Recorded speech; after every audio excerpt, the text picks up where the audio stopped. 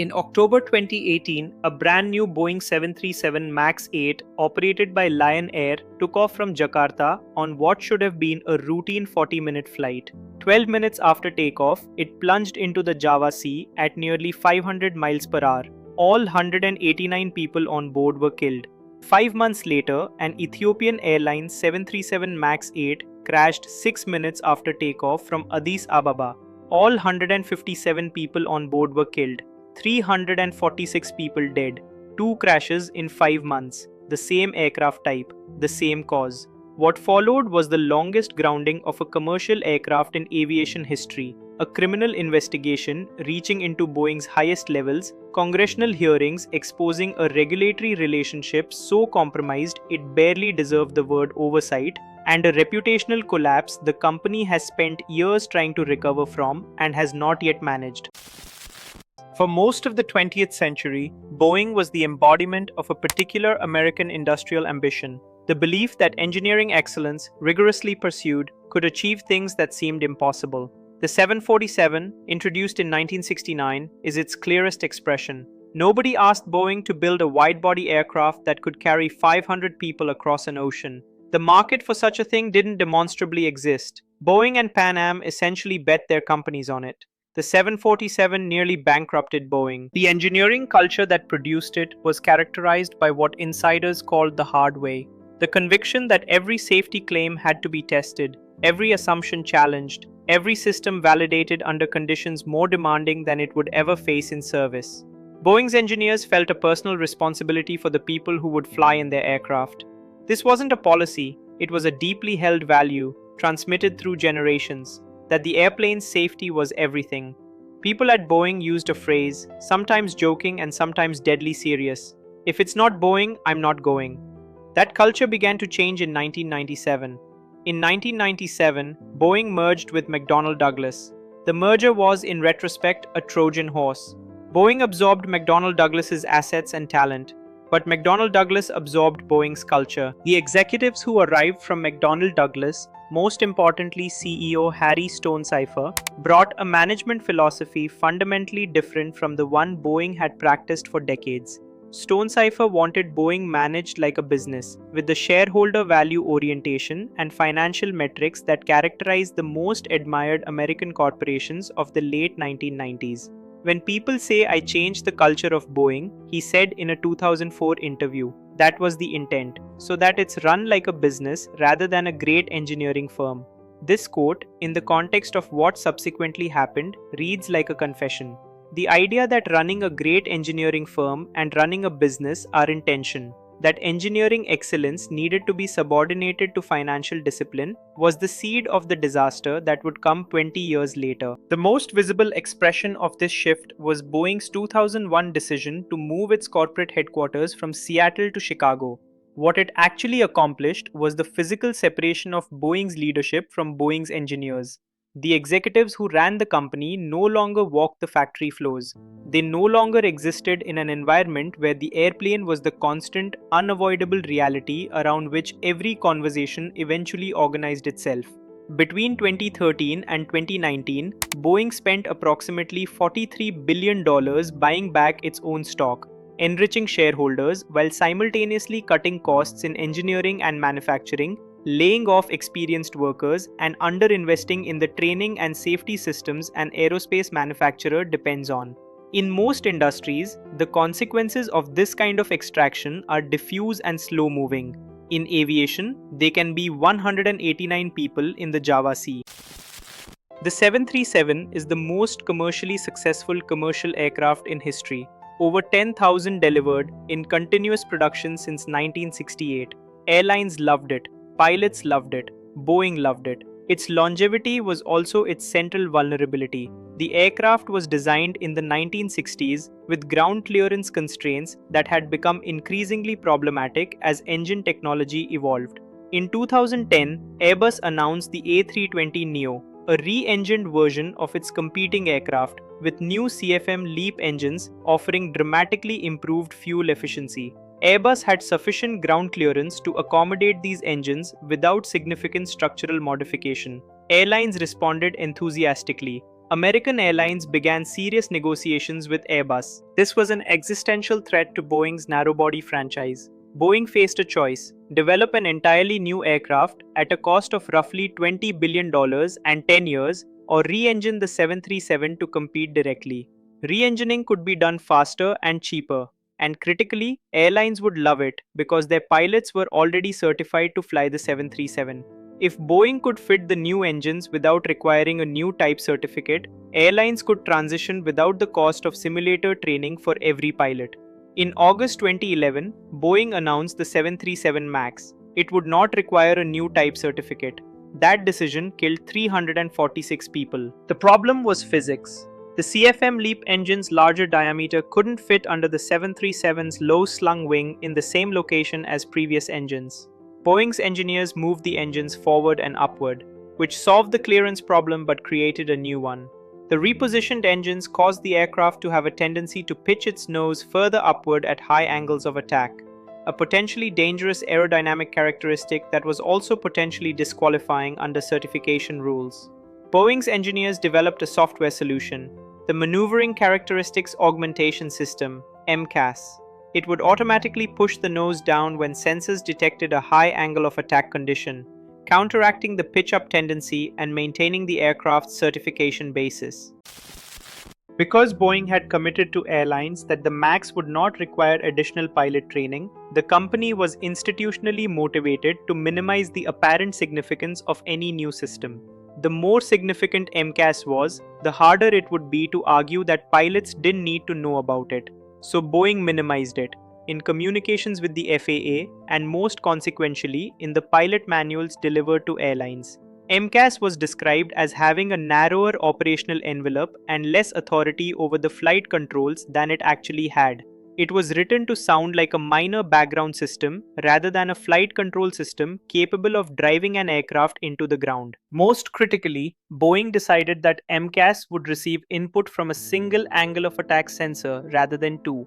If that sensor malfunctioned and sent incorrect data, MCAS would push the nose of the aircraft down in normal flight, responding to a phantom condition, because it was receiving false information from a broken sensor. This was known.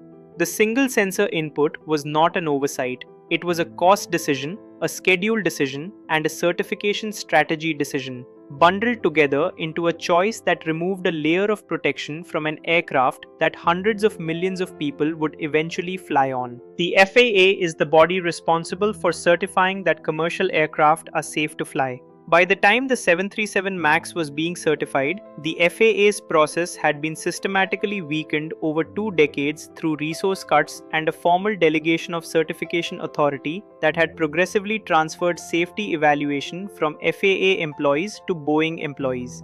The delegation program, the Organization Designation Authorization, had genuine origins in necessity. The FAA lacked the engineering staff to independently evaluate every aspect of every new aircraft. The ODA allowed manufacturers to designate their own engineers to perform certain certification functions on behalf of the FAA. This arrangement requires extraordinary safeguards. Boeing engineers acting as FAA representatives are supposed to act in the public interest, protected from commercial pressure and schedule demands. The congressional investigation found these safeguards had not been maintained. Boeing employees, designated as FAA representatives, reported feeling pressured to accommodate schedule requirements and to minimize safety issues that would trigger additional scrutiny. In some cases, employees who raised safety concerns were removed from the certification program. Safety analyses were revised to support Boeing's timeline rather than accurately represent the aircraft's characteristics. When a regulator trusts a manufacturer because the manufacturer has historically been trustworthy, and the manufacturer's culture changes without the regulator noticing, the result is a dangerous gap between the regulator's confidence and the manufacturer's actual current standards. The FAA trusted a Boeing that no longer entirely existed.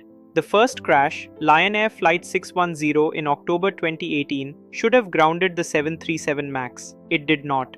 Flight data showed the aircraft's nose had been repeatedly pushed down by an automated system, that the pilots had fought against it, and that the system had ultimately overpowered them. This pointed directly at MCAS and at the sensor malfunction that had triggered it incorrectly. Boeing's response was to minimize. The company argued that pilots should have been able to follow an existing runaway trim procedure to disable the system, implying the crash was primarily pilot error rather than a design flaw Boeing had created and concealed.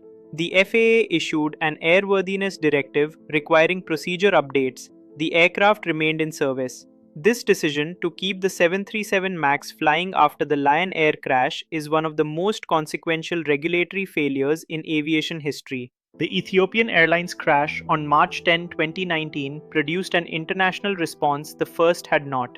Within 48 hours, regulators in China, Europe, and dozens of other countries had grounded the 737 MAX. The FAA, initially resistant, finally did so on March 13 under pressure from the White House after the United States became isolated among major aviation authorities in keeping the aircraft in service. The grounding lasted 20 months. Boeing took charges totaling over $20 billion. In 2021, Boeing entered a deferred prosecution agreement with the Department of Justice, paying $2.5 billion to avoid prosecution on a conspiracy charge. No individual Boeing executive was criminally charged. The people who made the decisions faced no personal legal consequences. To the families of the 346 people who died, this was a profound injustice. Their response was remarkable. They refused to be quietly compensated and silenced. Michael Stumo, whose daughter Samya was killed in the Ethiopian crash, along with his wife Nadia Milleron, testified, traveled, lobbied, and spoke publicly for years. Their advocacy influenced the congressional investigation, the legislative reforms, and the subsequent legal proceedings. In 2024, the Department of Justice determined Boeing had violated the terms of its deferred prosecution agreement and moved to pursue the underlying fraud charge. This is not a small thing. It is a demonstration that accountability, even imperfect accountability, can be wrested from institutions that would prefer to avoid it, by people who refuse to accept that their loved ones' lives were worth less than a settlement payment. The congressional investigation produced a report whose findings were damning even in a context prepared for disturbing revelations. It found that Boeing had concealed critical information about MCAS. It found that Boeing had pressured FAA safety engineers in ways that compromised their independence. And it found the broader cultural failure rooted in the transformation that had begun with the McDonnell Douglas merger. Internal Boeing communications uncovered during the investigation were a portrait of a company that knew it was in trouble and chose concealment over correction. The Boeing crisis offers lessons that extend far beyond aviation. The first, what happens when you separate the people who make decisions from the consequences of those decisions? Boeing's leadership, physically removed from Seattle, financially insulated by compensation tied to share price, surrounded by financial abstractions rather than the concrete reality of aircraft assembly, made decisions whose consequences they would never personally experience. Closing the distance between decision and consequence is among the most important tasks of organizational governance. The second, the difference between safety as a value and safety as a compliance function. At the Boeing that built the 747, safety was something engineers cared about beyond regulatory requirements, something they would pursue because they believed the lives of the people flying their aircraft were worth that pursuit. At the Boeing that built the MAX, safety had become a set of boxes to check, a regulatory process to manage, a constraint to satisfy at minimum cost. These are not the same thing, and the gap between them is the gap between an organization that finds problems before they cause disasters and one that discovers them afterward. The third, the relationship between financial metrics and mission. Boeing's deterioration wasn't immediately visible in the numbers. The share price rose, the buybacks rewarded shareholders. None of these metrics showed what was being lost. The depth of engineering talent, the intensity of safety culture, the institutional knowledge of why certain things were done in certain ways. The financial metrics were measuring the present. The degradation was accumulating in the future. When the future arrived, it arrived as the Java Sea. Samya Stumo was 24 years old, a recent college graduate traveling to Africa for the first time to do humanitarian work. She had her whole life ahead of her. The passengers on Lion Air 610 were Indonesian families, people traveling home, for work, for reasons they would never need to explain, because they had every reason to expect that they would arrive. The 737 MAX crisis is, in the final analysis, a story about the cost of forgetting what a company exists to do. Boeing existed to build aircraft that carried human beings safely through the air. When it forgot that, when it traded that purpose for metrics that seemed, on a spreadsheet, to represent success, it ceased to be the company that had earned the trust of every airline and every passenger who had ever said, with pride or simple confidence, "If it's not Boeing, I'm not going." Rebuilding that trust begins with understanding, fully and without evasion, how it was lost. Not in a single decision or a single moment, but in the slow, incremental, compound failure of people and institutions to remember that in the work of building aircraft, the only metric that ultimately matters is whether the people who board them arrive safely at their destinations. That is the lesson, that is the cost of forgetting it, and that is the obligation that 346 names place on every organization that operates where the stakes of failure are not a lost quarter or a damaged reputation, but a human life.